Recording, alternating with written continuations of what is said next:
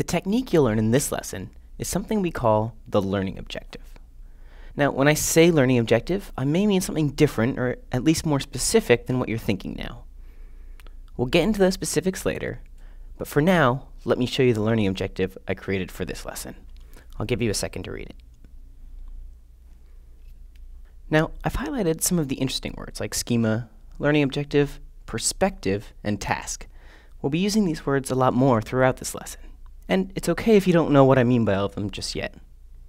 But this learning objective, these 2 sentences, took me somewhere between 6 and 8 hours to come up with. But I consider it time well spent. And in this lesson, I want to convince you that that time really is valuable for setting the high-level vision for your lesson. Because building big things requires planning if you want to build them well.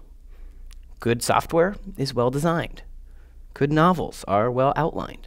And good courses are well planned. And the learning objective is just one way to think about that planning. So in order to achieve this objective, we're going to take the following steps. First, we're going to do a preparatory activity. This is meant to get you thinking about the power of what we're going to refer to as expert schemas. Next, we're going to do a reading in 2 parts, and this is going to be a substantial part of the lesson, but it's going to be an essential part of the lesson as well, so I really hope that you do it. In this reading, we'll learn more about how educators think about the distinction between novices and experts, and in particular, how they organize their knowledge.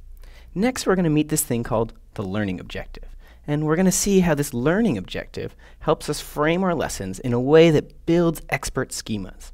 After that, we're going to see some examples of learning objectives and learn how to evaluate which learning objectives are more or less effective than others. I said earlier that learning objectives were a combination of a task and a perspective shift. So in this next step, we're going to brainstorm some tasks that you'll have your students do. Then we'll brainstorm what's called the perspective shift that accompanies those. And I know this all sounds high level at this point. That's okay. Finally, you'll put this all together to an effective learning objective, which will be the seed for an excellent lesson.